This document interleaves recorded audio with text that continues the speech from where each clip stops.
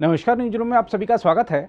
राहुल गांधी की गलत बयानी के चलते वीर सावरकर के सम्मान से जुड़े मुद्दे ने महाराष्ट्र की राजनीति को गरमा दिया है। रविवार को मुख्यमंत्री एकनाथ शिंदे ने सावरकर गौरव यात्रा निकाली तो पूर्व मुख्यमंत्री उद्धव ठाकरे ने एनडीए सरकार गिरने के बाद अपने गठबंधन की पहली रैली को संबोधित करते हुए बीजेपी पर निशाना साधा। वहीं एनसीपी अध्यक्ष शरद पवार का कहना है कि सावरकर के बलिदान की अनदेखी नहीं की जा सकती।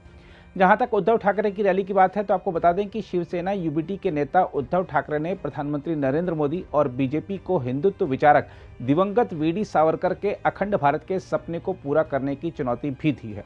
छत्रपति संभाजी नगर, जिसका पुराना नाम औरंगाबाद है, वहां सांप्रदायिक हिंसा के कुछ दिन बाद महाविकास आघाड़ी यानी एमवीए की पहली रैली को संबोधित करते हुए उद्धव ठाकरे ने सावरकर गौरव यात्रा को लेकर बीजेपी और मुख्यमंत्री एकनाथ शिंदे पर निशाना साधते हुए कहा कि पवित्र भगवा ध्वज उनके हाथों में अच्छा नहीं लगता।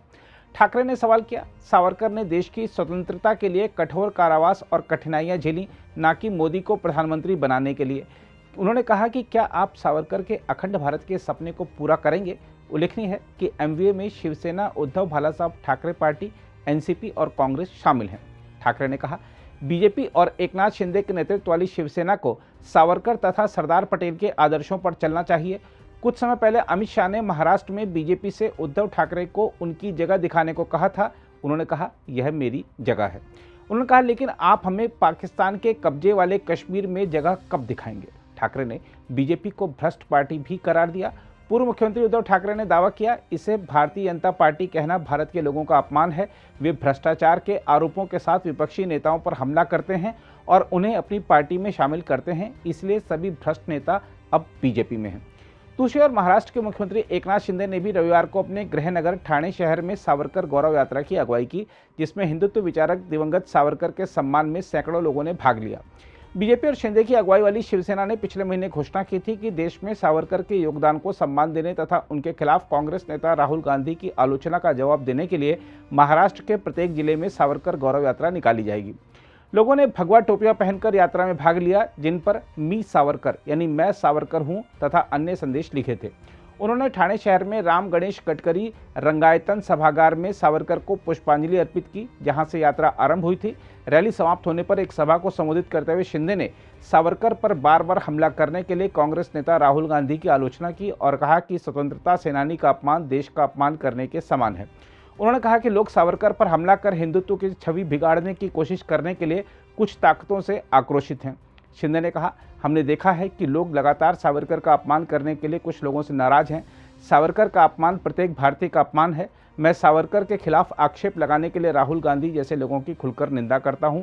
मैं चुनौती देता हूं कि कोई भी सेलुलर जेल में उसी तरह एक दिन बिताकर दिखाए जैसे सावरकर जेल में रहते थे। उन्होंने नाम लिए बगैर शिवसेना उद्धव बालासाहब ठाकरे के नेता उद्धव ठाकरे पर भी निशाना साधा। शिंदे ने कहा, बालासाहब ठाकरे ने ऐसी टिप्पणियों के लिए एक बार मणिशंकर अय्यर का पुतला फूंका था। दुर्भाग्य से बालासाहब ठाकरे की विरासत पर दावा जताने वाले कुछ लोग अब उन लोगों यानी कांग्रेस नेता राहुल गांधी के साथ बैठ रहे हैं जिन्होंने लगातार सावरकर पर हमला किया है। नरेंद्र मोदी की तारीफ करते हुए मुख्यमंत्री ने कहा कि हिंदुत्व को अल्पसंख्यकों के खिलाफ आक्रामकता के रूप में देखा जाता था, लेकिन प्रधानमंत्री ने 2014 के बाद इसका गौरव लौटाया। शिंदे ने कहा, हिंदुत्व किसी भी धर्म के खिलाफ नहीं है, लेकिन कुछ लोग जानबूझकर इसकी गलत व्याख्या करते हैं। शिंदे तथा सत्तारूढ़ शिवसेना बीजेपी गठबंधन के कुछ अन्य नेताओं ने एक अस्थायी रथ पर सवार होकर यात्रा में भाग लिया। रथ को फूलों से सजाया गया था और उसके पीछे मोटरसाइकिल पर सवार होकर समर्थक चल रहे थे। मुख्यमंत्री ने शहर के 4 विधानसभा क्षेत्रों से गुजरने वाली यात्रा के दौरान नागरिकों का हाथ हिलाकर अभिवादन किया।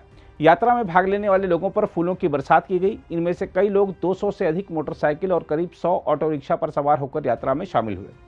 बीजेपी नेता डॉक्टर विनय सहस्त्रबुद्धे, ठाणे से विधायक संजय केलकर, ठाणे बीजेपी प्रमुख और विधान परिषद सदस्य निरंजन देवखरे, पूर्व महापौर नरेश महास्के, शिवसेना विधायक प्रताप सरनाइक और सत्तारूढ़ गठबंधन के कई अन्य स्थानीय नेताओं ने यात्रा में भाग लिया। बड़ी संख्या में महिलाओं ने भी यात्रा में भाग लिया। बीजेपी के एक नेता ने कहा कि मुंबई के कुछ हिस्सों में भी ऐसी ही यात्रा निकाली गई।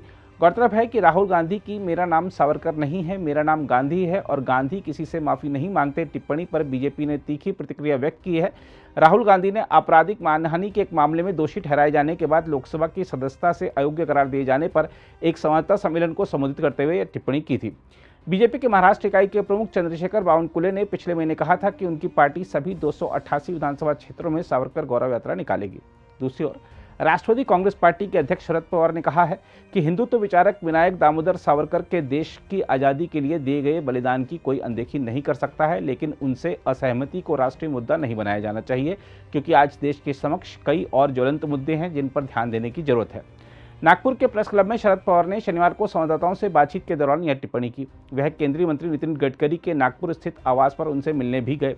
जब उनसे पूछा गया कि क्या उन्होंने सावरकर के मुद्दे पर राहुल गांधी से बात की है और क्या कांग्रेस नेता दिवंगत हिंदुत्व विचारक की आलोचना में कमी लाएंगे, तो शरद पवार ने कहा कि हाल में 18 से 20 पार्टियां एक साथ बैठीं और देश के समक्ष मौजूद मुद्दों पर चर्चा की।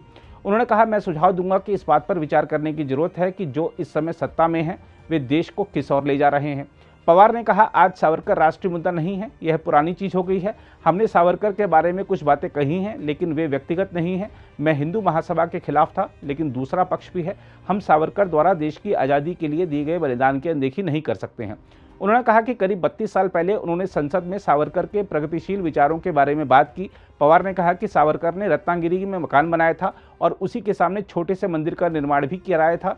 पवार ने कहा, सावरकर ने मंदिर में पूजा की जिम्मेदारी वाल्मीकि समाज के व्यक्ति को दी थी। मेरा मानना है कि वह बहुत ही प्रगतिशील बात थी। शरद पवार ने कहा कि राष्ट्रीय कथानक में सावरकर पर जोर देने की जरूरत नहीं है, खासतौर पर तब जब आम लोगों को चिंतित करने वाले कई बड़े मुद्दे मौजूद हैं। अगर आप भी लेना चाहते हैं देश दुनिया की तमाम जानकारी, तो आज ही सब्सक्राइब करें हमारे चैनल को। साथ ही नीचे दिए बेल आइकन को जरूर दबाएं ताकि हर अपडेट आप तक पहुंच सके।